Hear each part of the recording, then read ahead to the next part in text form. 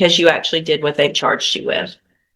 I have here on the tablet some documents that have your signature on them that the state's marked as exhibit number 1.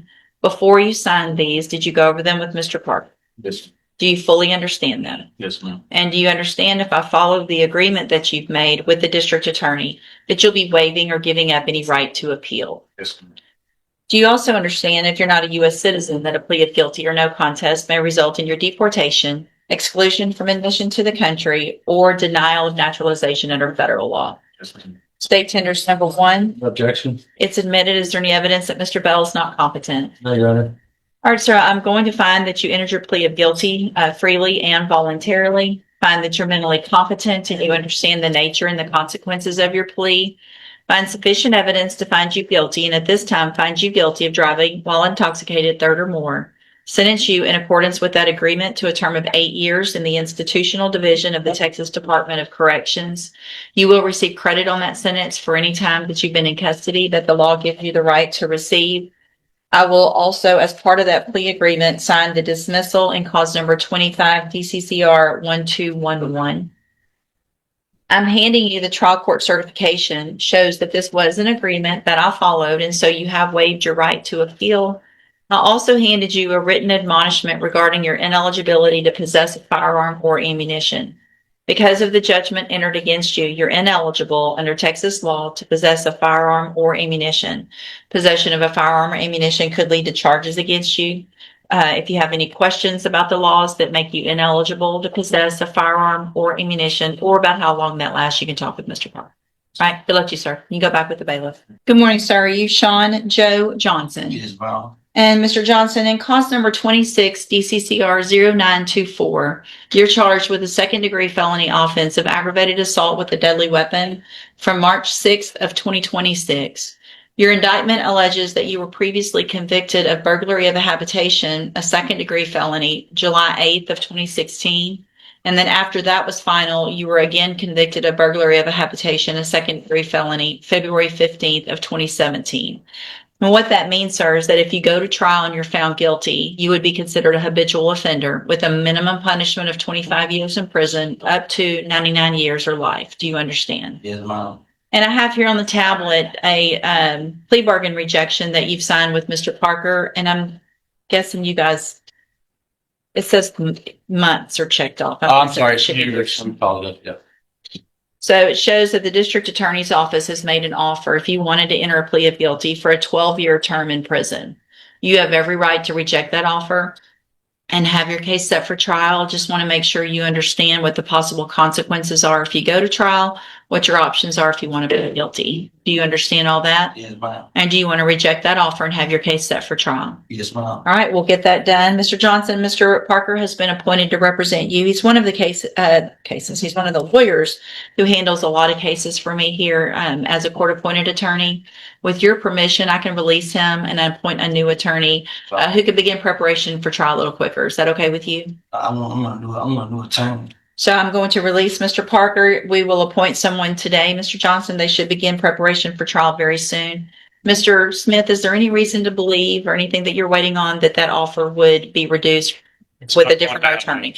So I do want to make sure you understand that a different attorney is not going to necessarily get you a different deal, and that typically after today, I don't take those deals that you've already turned down. If something comes up that's different that your attorney doesn't know, or the DA, then I'll consider it. But whoever that is will be out to see you very soon and begin preparation for trial. Yeah. All right, you can go back with the bailiff. Now the stakes jump dramatically.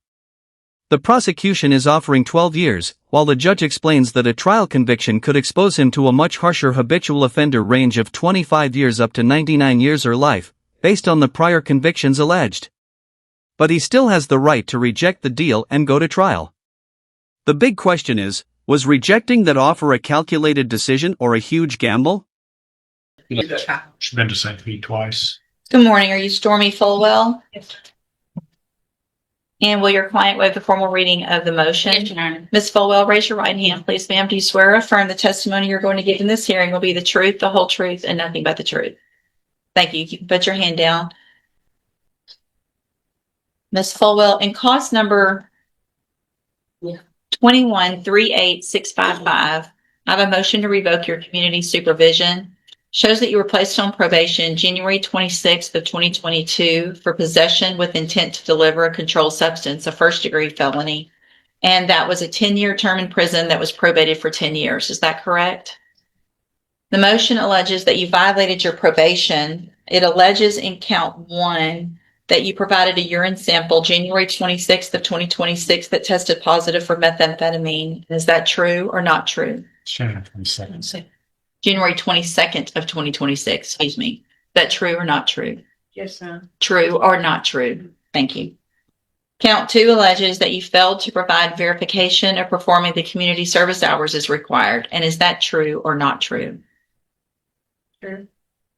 Count 3 alleges that you failed to successfully complete the SafeP program and that you were unsuccessfully discharged from the supportive outpatient treatment on January 22nd of 2026 because you tested positive there for methamphetamine, amphetamine, and ecstasy. And is that true or not true?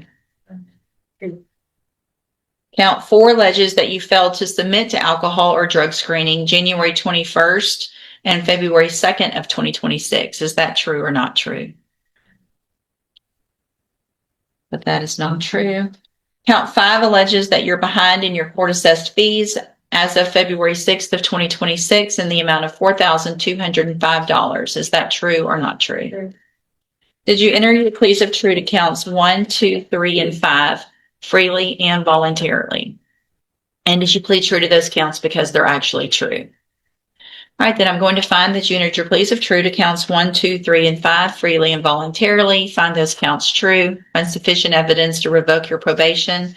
I'm going to reset your case for sentencing and ask the probation department to do an updated report that'll give me more information about what's been going on. Also, if there's anything that you think is important for me to know, get that information to Ms. Holmes and she'll present it to me on your behalf when we come back.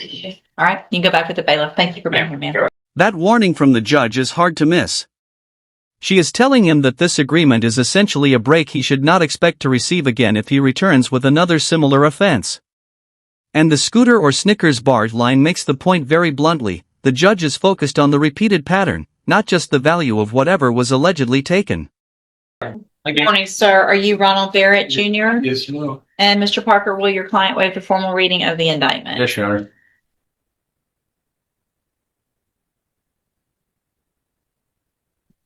Mr. Barrett, in cause number 26, DCCR 0890, you're charged with the state jail felony offense of unauthorized use of a vehicle, Yes, ma'am. and that's from January 28th of 2026. Yes, ma'am. The indictment alleges that you were previously convicted of unauthorized use of a motor vehicle August 3rd of 2009. Yes, ma'am. And after that was final, you were convicted of possession of a controlled substance March 22nd of 2011. Yes, ma'am. And then after that, convicted of unauthorized use of a vehicle April 14th of 2011. Yes, ma'am. And then again, unauthorized use of a motor vehicle June 26th of 2017.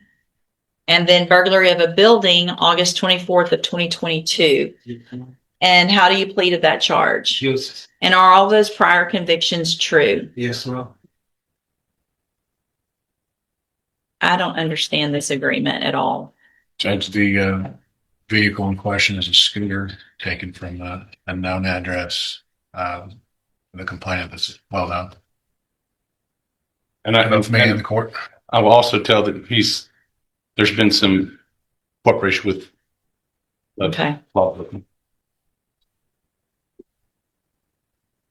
Did you enter your plea of guilty freely and voluntarily? Yes, ma'am. And did you plead guilty because you actually did what they charged you with? Yes, ma'am.